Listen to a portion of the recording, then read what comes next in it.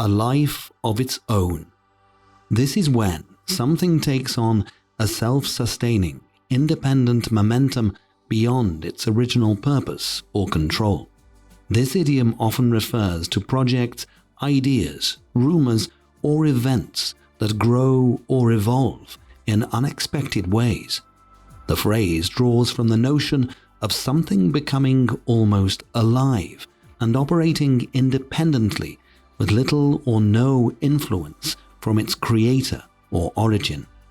The origins of this idiom are rooted in metaphors describing anatomy or self-replication, possibly linked to the 19th century romantic idea of inanimate things coming to life, as seen in Mary Shelley's Frankenstein.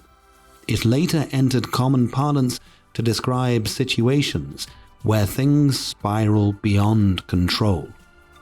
For example, the rumour about the election scandal took on a life of its own and spread across the media in no time. Or, what started as a simple community project now has a life of its own, with hundreds of volunteers contributing every week.